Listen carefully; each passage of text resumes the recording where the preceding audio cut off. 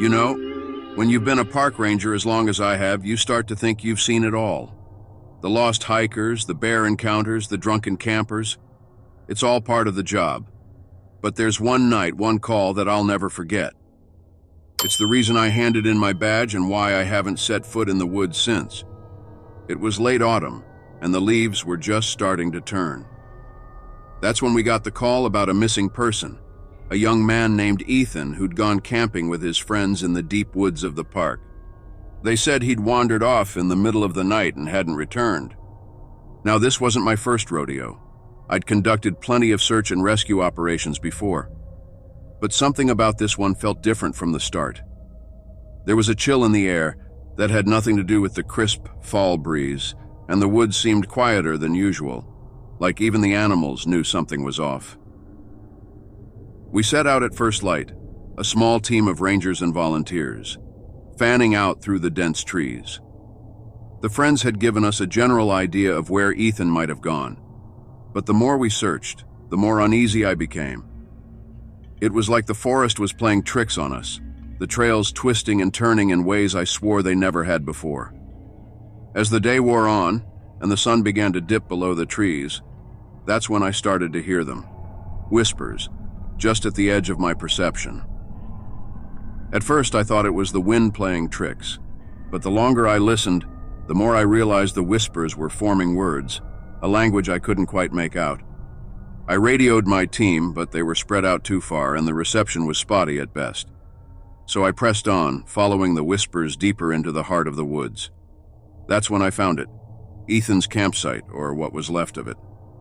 The tent was shredded, sleeping bags scattered like confetti, and there, in the center of it all, was Ethan. But he wasn't alone. Crouched over his body was a creature I can only describe as a living nightmare. It was tall, unnaturally so, with limbs that seemed to go on forever.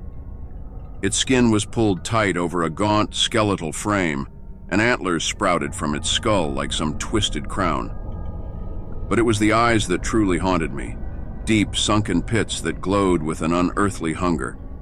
I must have made a sound, because the creature's head snapped up, those burning eyes locking onto mine. In that moment, I knew I was looking at something that shouldn't exist, something ancient and evil, the Wendigo. Every instinct screamed at me to run, but my legs wouldn't cooperate. I was frozen, transfixed by the horror before me. The Wendigo rose to its full height, towering over me, and I could see the blood dripping from its maw, the bits of flesh caught between its needle-like teeth. It took a step towards me, and that's when my survival instinct finally kicked in. I turned and ran, crashing through the underbrush, my heart pounding in my ears. I could hear it behind me, the heavy footfalls, the snapping of twigs. It was toying with me, I realized, like a cat with a mouse. I don't know how long I ran, but when I finally stumbled into a clearing, gasping for breath, I realized I was hopelessly lost. The whispers were louder now, swirling around me like a vortex of despair. I could make out words, phrases, a chant that seemed to burrow into my mind. Hunger, hunger, never sated, flesh and bone, blood and hatred. I pressed my hands to my ears, trying to block it out, but it was no use. The chant was inside me now, echoing in the depths of my soul. That's when I saw it again, emerging from the trees like a phantom. The Wendigo, its eyes burning with a malevolent glee. It stalked towards me slowly, savoring my terror. I scrambled back, my hand searching desperately for something, anything to defend myself with. My fingers closed around a fallen branch, and I swung it with all my might. The branch connected with the creature's skull with a sickening crack, but it barely seemed to notice. It lunged, its claws tearing into my flesh, and I screamed. Pain unlike anything I'd ever known consumed me, and I could feel my blood, hot and sticky, pouring from the wounds. But even as I lay there, my life ebbing away, I could feel something else, something far more terrifying. A hunger, gnawing at my insides, a craving for flesh and blood and bone. The chant grew louder, pounding in my skull, and I realized with dawning horror that the Wendigo wasn't just killing me, it was transforming me. They found me days later, barely alive, babbling incoherently about monsters in the woods. The official report said Ethan and I were attacked by a bear. But I know the truth. I saw it in the eyes of the rangers who found me, the ones who whispered legends of the Wendigo around campfires late at night. I survived, if you can call it that. But the hunger, it never leaves me.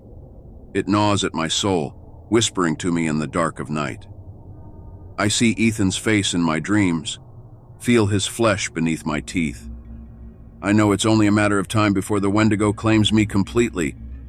So I stay away from the woods now, lock myself away and pray for dawn. But I can feel it, always. The pull of the Wendigo, the insatiable hunger.